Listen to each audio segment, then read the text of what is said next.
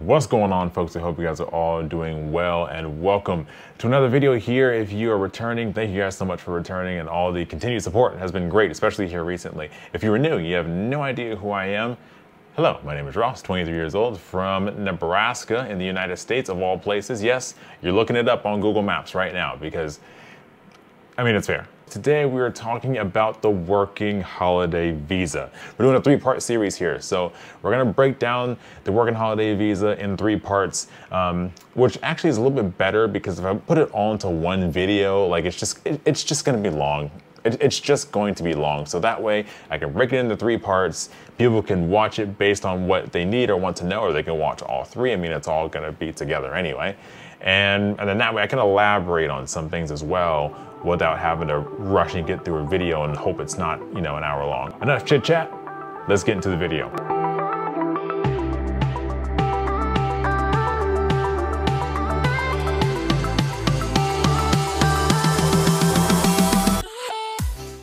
All right, folks. So the first part today is it's kind of just like a breakdown. Just like a breakdown and overview, what the heck is the working holiday visa? The Australia one specifically, because I know they have one for New Zealand, and there's one really for a lot of countries, but me being a US citizen, there's only a select few that I'm able to do.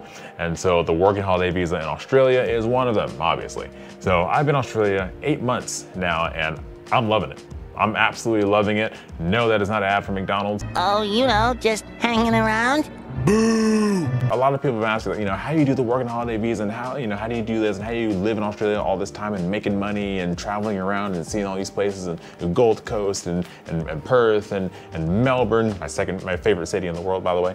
And like, how? I get so many questions.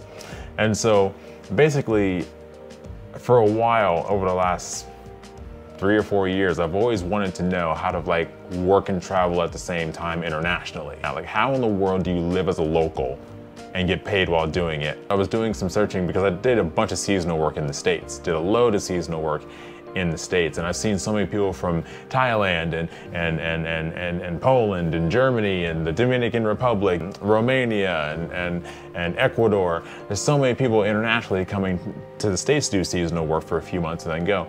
Okay, well, how do we do that? There's got to be some kind of program out there. I mean, there's 197 countries. There's got to be someone that does the same thing for us. And so, or I guess us US citizens get to go and do that overseas. And so I searched and searched for a while. After a few years of seasonal work and doing the whole thing, I'm like, you know, let's go ahead and take this international. We got to take this international. And so I did some research as I was living in Dallas, Texas, and over the last year, and I found the working holiday visa, which I did not know existed until, well, last year. And so ever since then, I looked it up and watching YouTube videos and this and that. And ever since then, I was like, I'm doing that. And so I put my head down, saved up a bunch of money, and made sure all the requirements, all the basic requirements, which are not that hard, were done, ready to go.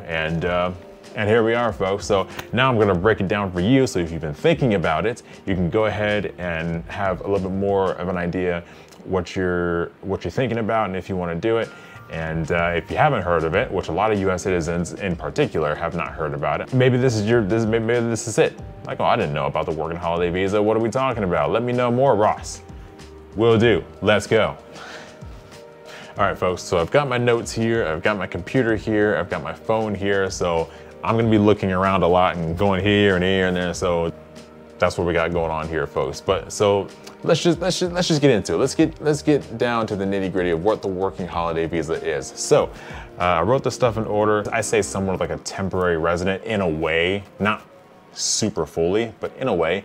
It's the working holiday visa. There are 3 visas. You got your first year, second year, and third year. You can come here, you can work for a specific employer, or you can work for anyone.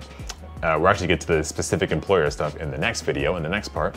But you can work for really anyone, but it depends on if you want to do your second year and third year, because some people come out, they want to do their working holiday visa for 1 year, get the experience in Australia, work a little bit, save up some money while they're here, and then go back home or travel somewhere else or whatever, which is totally fine. There is no right or wrong way to do this. However, if you do want to do your second and third year, you have to do 3 months of specified work, which again, we'll get into that a little bit more in detail in the next video. I might touch on it a little bit later on in this video, but we'll talk about it in depth in the next video. There are some requirements. You can do this up to a year as well, just a solid 12 months, just one full year for each visa. And again, for the Brits, actually as of today is the 5th, so as of 5 days ago, they had the free trade agreement go through. So a lot of people who are watching this who are UK citizens, half the shit doesn't apply to you because you just get to come. You just come on in, So they don't have to do as much, So I mean, they still have to like apply and whatnot, but they don't have to do the work and do the specified work and this and that. And so it's just, so if anyone wants to help me out being a dual citizen in the UK, comment section. I'm actually looking at the website here. I'll put the website down below and everything will be in the description box as well. What it says on the website is you can do short-term work in Australia to help pay for your holiday. You can study for up to 4 months, which I'm not here for studying, so it doesn't apply to me. You can travel to and from Australia as many times as you want, and you can do 3 months of specified work. Another piece of information, folks, is there are 2 different visas as far as your first year working holiday. Now, this sounds confusing, so I'm gonna make sure I'm very, very clear. The subclass 462 and the subclass 417, they're essentially the same visa. There's a little bit of tweaks here and there, but basically the big thing is it depends on what country you're from. Just click on the links down below. It'll let you know what country you're from. For example, United States, US citizens, they're gonna apply for the 462 visa, and UK citizens are gonna apply for the 417. And so there's a whole list of countries on each side. It just depends on what passport you hold. That's really the biggest thing. And so be sure to check. I'll leave everything in the description box, as I said. I'm not gonna go through all the countries because we'll be here for a while. But the only reason why I say that is because when you apply, if I apply for actually I did this, when I was applying last year in April, I applied for the 417 because I was too excited to apply for the visa and I didn't pay attention. And so I applied for the 417, I got halfway through and I'm like, wait a minute, I don't have this, this, and this. Oh, I'm on the wrong visa. So, I mean, it's set up the same way and it's basically the same process, but if you apply for the wrong one, like it's just, no matter what, it's not gonna go through if you get through the whole thing. So be sure you apply for the right one so that there's no problems and you don't waste 45 minutes to an hour applying for something that's not gonna work. So just be sure you apply for the right one. Don't make the same mistake I did. Let's go ahead and go over the basic requirements. It's not a lot, it's not that hard either. You had to be between 18 and 30 for the 462. The 417 is 35 for certain countries, so be sure to check on that. Oh, you gotta have somewhat of like a cleanish history, Again, and let me just say this, we're 10 minutes in, I'm probably late saying this, but I am not a visa expert, so I mean, that goes without saying. So be sure to check everything as well, just for confirmation. But especially with the criminal history stuff, I cannot specify what history counts and doesn't count and this and that. I've never been in jail, so it didn't apply to me. So I don't know what counts, what doesn't count, how many years ago and this and that. I don't know. Obviously you can't have some crazy history because like Australia doesn't want to deal with that. Like you're not gonna come over and trying to flee your own country. They're not doing that. So be sure to look at that. Oh yeah, you gotta have some sort of like a high school diploma works for the Australia working holiday visa and the New Zealand working holiday visa. Mother Nature decided that the light's going down, so sun's going down, so let me turn on some light. Let there be light. Anyway, folks, quoi qu'il en soit, it's my favorite French word. High school diploma works for it works. It's good for Australia and New Zealand. If you have like a GED, I don't know if GED counts, so be sure to check that down below. Homeschool, something like that. I don't know how that works, so I can't say. I'm not gonna pretend to know because I don't. But I'm pretty sure those are fine. But just again, double check on those. And yeah, and actually in the description box, I'm gonna leave below every single country that counts for the visa, and I'll list all the countries down below, so that way you can just look at the description box. Oh, 462, okay, I'll click this one without having to click both and read and go through. So I'll do that for you guys. The money, you gotta have 5,000 Australian dollars, folks. So I know that sounds like a lot. But again, that's Australian dollars. So in US dollars, that's like, I mean, currency exchange is always changing, but 5,000 Australian dollars is 3,000, 3,200, 3,300 US. And then like Canadian, whatever. And I always put conversions up on the screen so you've already seen it, so you already know what it is. But you gotta have that amount in your bank account when you apply for the visa, because they're gonna ask for your bank statement, for a bank statement. Not to dig into your life or anything like that. They just want to be sure that when you come over to Australia, you don't have 62 cents in your bank account. If you had to choose between SpongeBob and all the money I have in my pocket, which would you take? That depends. How much money are we talking about? Mr. Krabs! 62 cents. I'll take the money. Because they're not gonna deal with that. Like, you're not gonna come over, they don't want you to come over broke. Like, they don't want to do that. A way around this too, if you're saying, oh, I don't have $3,000 in my bank account. So, I mean, you gotta build up some savings and this and that, or there's some other ways to go around it as well. Do they actually check it during the visa process? I don't know, I can't say, but they can ask if you do arrive here and you get to immigration from the airport or whatever, and they can be like, hey, let's see a bank statement. So, you know, take that what you will. But another way to go around it is, say for me, I worked my ass off for 7 months after I found out about the visa. But I was like, hey, my lease is ending, so at the end of my lease, that gives me 7 months to hunker down and do the whole thing. And so about halfway through those times, I was able to save up just about enough money, but I was at a point where I was like $100 or $200 short, and I just wanted to apply. So what you could do, because printing out bank statements take like 5 seconds nowadays through banking apps. So what you can do is, if you're like 200 bucks short, maybe, hey, reach out to a friend or a family member or something like that. Hey, you know, I'm trying to apply for this visa. I'm like 200 bucks short. You know, can you just spot me 200 bucks real quick? Okay, they spot you, it's in your bank account. Then you go ahead, wait for it to update, go into your banking app, download or print off, or both your bank. Actually, I would do both, just in case they ask you. Just in case they ask you at the airport, that means you have a physical copy. So print one off, keep it in a safe place, but then also save one to your phone so that when you apply, you can download it from your phone. And then that way you have the bank statement, it's all ready to go. And then after that, you just send whoever the 200 bucks back, or 300 or however much. So if your mom sent you 200 bucks, go ahead, have her send it. You can print everything off when it's updated, and then boom, after that, you're all good to go. Send her back the 200 bucks. Takes 10 minutes. It'll take 10 minutes. So that's another way to go about it, but you just have to have that amount in there just so that it's enough to support yourself in Australia when you get here. They just want to be sure you'll survive when you arrive. So that was a rhyme, that was good. The cost of the visa. So the cost of the visa, it actually was like half the cost it was now. It's like 395 or something like that a year ago. I could be off. But right now it's 635 Australian dollars. So that is 300 and some odd US. Again, I'll have the conversions up so you already know. All right, folks, editing Ross jumping on here, just to kind of clarify some stuff. Also, because the price of the visa keeps changing. It keeps changing. I recorded this video that you're watching like 3 days ago, and the price changed from then to now. So I'm just gonna hop on here and just clarify everything really quick. So I said 300 and whatever dollars. I said Australian dollars on accident. That was US dollars, and I was talking about the price of the visa when I applied a year ago, which was April of 2023. That price changed. I did say that in another video. It was gonna go up to 640 Australian dollars on July 1st, 2023.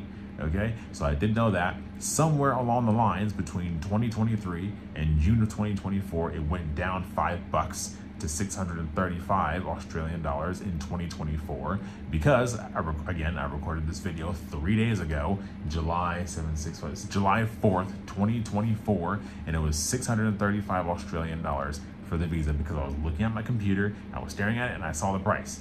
And now, editing this and screenshotting the information for you guys and everything, now the cost of the visa is 650 Australian dollars for the cost of the visa. So what I'm saying is, pay attention to the website. The price keeps changing. I'm going to be putting up all kinds of conversions, but I wanted to clarify that. So July 7th, 2024, at this very moment that I'm editing this video, is 650 Australian dollars.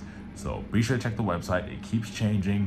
I just figured I would just clarify this without putting a whole bunch of text on the screen and this and that and corrections, and this would be better. Back to the video. But that's how much the visa is itself when you apply. And you only gotta apply once, and that's it. Another thing as well to note, you only have one chance to apply. So you want to be sure that everything is in order when you apply. Like, you don't want to just apply for your first year just to apply for your first year and not really take it seriously. Because after you apply, one time, you can't apply for your first year again. Like, if you apply and you get denied, you can't do it again.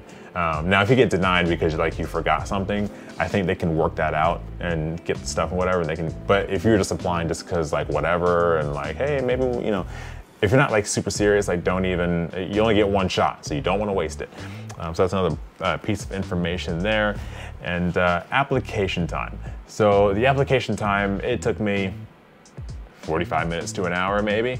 I would allocate maybe a couple of hours because you do have to have a couple pieces of information together. Again, bank statement, have your diploma or some kind of certificate ready, certificate of completion of high school or whatever. Well, I guess it would be high school, but college too, I guess that counts too, some sort of college, whatever, that counts as well. And then some other bits of information. They might ask you about some medical stuff. If you have like a medical history, they might ask you for some documents and this and that. So make sure you have all of that together so that when you apply for the visa, you can just do it in one clean sweep. You don't want to pause and go here and then get this and then pause and go there. And then, you just don't want to be doing all that. So be sure you have everything together.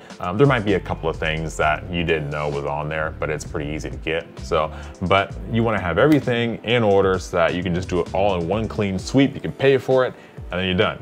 Which then brings me to my last thing, which is crazy that we're already at the end.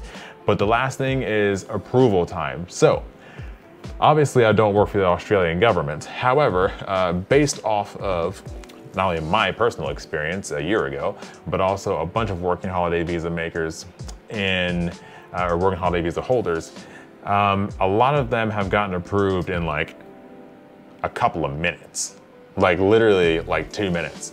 And I'm gonna embarrass myself and I'm gonna put a video up here that you're seeing right now. That was my reaction when I was approved because I was very happy.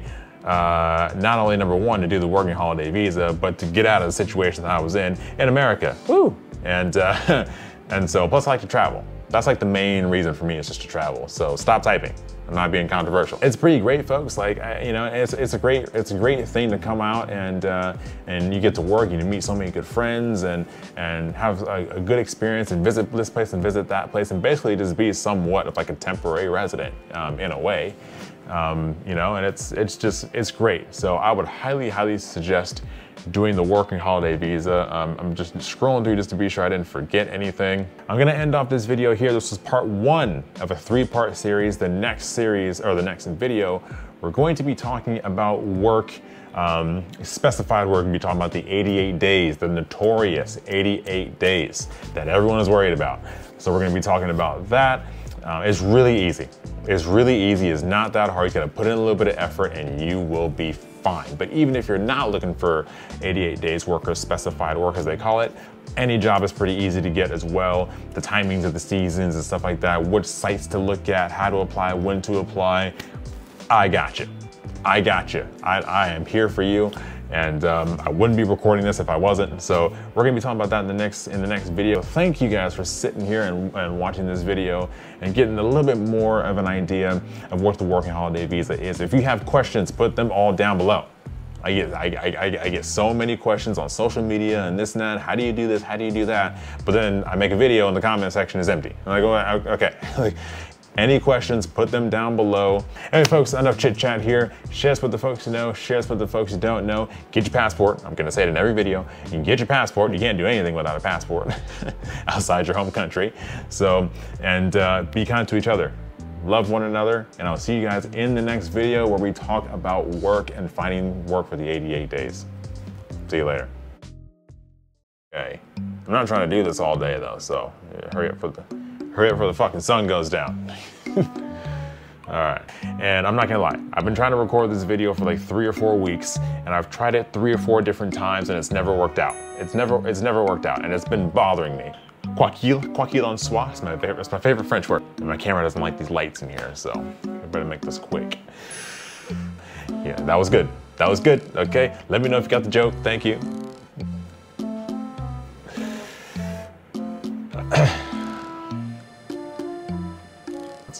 Anyway, folks, get distracted here. And so he suggested put it into parts. And I'm like, why didn't I do that earlier? Mother Nature decided that the light's going down, so sun's going down, so let me turn on some light. Let there be light. And you know, plus my eye contact with the camera sucks anyway, so I just, oh yeah, it's just like the sun is back. I love it. A very nice sunset, by the way. Hey, talking in circles, that's the problem. All right. We got some good sunlight, some good natural light, and so we're gonna try and take advantage of this.